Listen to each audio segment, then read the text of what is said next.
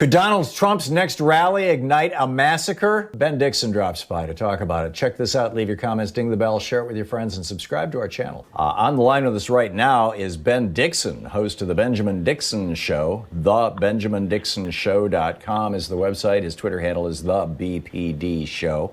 And if you watch my Twitter feed, you see Ben and I follow each other, and I often tweet stuff that he's tweeting. Ben, welcome back to the program. Tom, it's such a pleasure. Thanks so much for having me. It is always great talking with you, my friend. I'm seeing here Tucker Carlson in the last couple days has lost T-Mobile, Smile Direct Club, Disney, Very, and Papa John's Pizza for saying that that these protests are not about black lives. Yeah. Trump is pulling back on enforcement against redlining. He's planning on a campaign rally on Juneteenth in Tulsa, where the Greenwood Massacre happened in 1921. And we're being told it's going to be written by Stephen Miller. We've got stories now in the news this morning of two more African-American men who have died at the hands of police while saying, "I can't breathe." And perhaps most importantly, or most interestingly, there's a fascinating piece where Jennifer Kobina, the author of Hands Up, Don't Shoot, a criminology professor at Michigan State, African-American, has said that this current moment, she said, as Hemingway once described bankruptcy, it comes on gradually and then hits suddenly, that this moment might be more like Me Too, that this is actually, we have finally hit a permanent shift in America. So let me toss it to you, Ben. Number one, do you think that Trump is trying to start another riot in Tulsa? And number two, is America finally over it with white supremacy and white racism?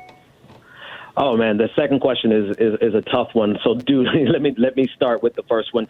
What Donald Trump is really trying to do is to rally his base. Obviously, they love the red meat, they love the dog whistles and the symbolism of hosting his first rally on Juneteenth, a day that is very significant to African Americans across this country, and doing it in Tulsa. As you referenced, the Tulsa race riots, the massacre actually was not much of a riot when they crushed and killed so many black people in a wealthy black community there. The symbolism speaks volumes. And then obviously you mentioned that Stephen Miller, his advisor, is going to be writing the speech. Stephen Miller is one of the preeminent white supremacists in this country, and he makes no bones about it. He definitely stands behind what he believes. This is all to rally his base, but there's something more insidious going on here. He does all of this, which is a signal to his racist base, but he does it by putting black faces on top of it. People like Ben Carson, he referenced him at his press conference yesterday, and the various ministers that sit around him on a regular basis. And so what he's attempting to do is to give the appearance that he's pro-black while sending the signal of anti-black to his base. So he's become quite proficient in doing that. But to your second question, which I think is more important, because we should expect this from Donald Trump, right? Everything that he's doing, we fully expect it. But the second question is really the real one. Where are we in terms of white supremacy in this country and racism in this country? And I think something significant happened over the last 2 weeks. A lot of people who may never have taken black people serious when we said that this is how police behave across this country in black communities. For the first time, they saw it. They saw it happening to not only black people, but they saw it happening to white people, middle-aged, middle-income white people, white women getting beat by the police because they had the nerve to stand up for black lives. And so if nothing else has happened, I think we've had a moment similar to Bloody Sunday, where a lot of people never really saw that kind of violence happening to black people back on Bloody Sunday. Similarly, I think a lot of white Americans are seeing for the first time just how vicious the police are, and I think that's going to have a long-lasting effect. Yeah, we see these turning points, and we often see them in retrospect. You know, we look back and go, oh, yeah, you know, when Emmett Till's family asked Jet to publish the picture of him with an open casket for the black community, that was a major turning point. And for the civil rights movement, that was a major turning point. Yes. Bloody Sunday, a major turning point in white consciousness across America, as it was being broadcast on television live, on the television networks, black and white, but live, no pun intended. And you know, the protests after Donald Trump was elected, and arguably the entire Hillary Clinton candidacy anyway, not her campaign, but her candidacy, the symbolism of her candidacy. And of course, the whole Me Too thing that came out of Ronan Farrow's piece. If we are at that point, I mean, one of the things that we're seeing that came out of Me Too is a lot of men right across the board lost their jobs because of behavior that they've engaged in some cases going back 20, 30 years.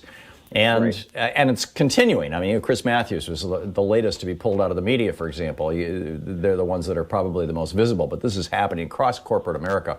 And more women are taking power. This happened arguably a generation ago in many Northern European countries that are now led by women. So we're seeing now something about race that seems analogous, but we're in the middle of it. It's so hard when you're in the middle of something to know if this is going to be, to paraphrase Joe Madison, a moment or a movement.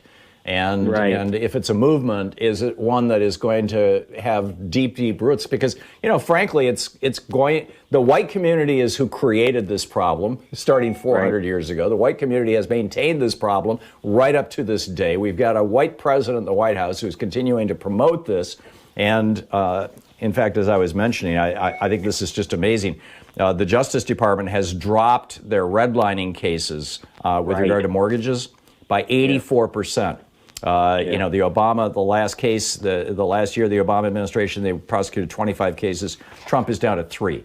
And he's undoing the ones that Obama did. I mean, it's like, wow, look at the contrast. So in the 2 minutes we've got left here, Ben, where do we go and how do you see this playing out?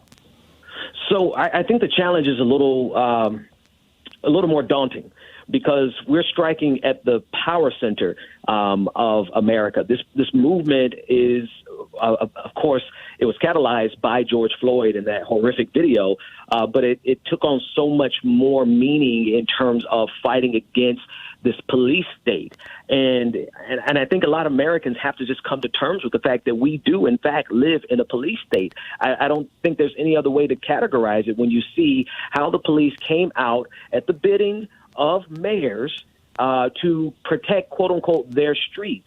And I think if we can make sure that every American who is operating in good faith and genuinely wants to create a more perfect union, if we can continue to show them those images and help them to realize the fact that we are only as free as the ruling elite allows us to be, and that we're fighting and striking at the core of this power structure, then we have a fighting chance, because people need to understand that first and foremost.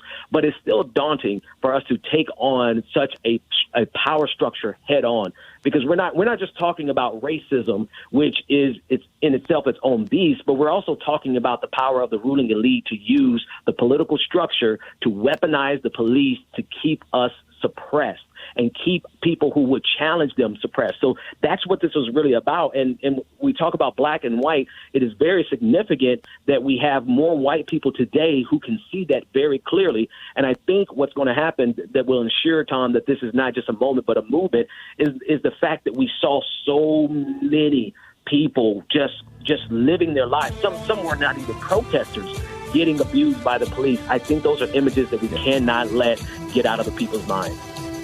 Very quick, Ben, where's the best place for people not familiar with your show to find it? They can go to the BenjaminDixonShow.com or check me out on Twitter at Benjamin P. Dixon. That's where all of it goes on.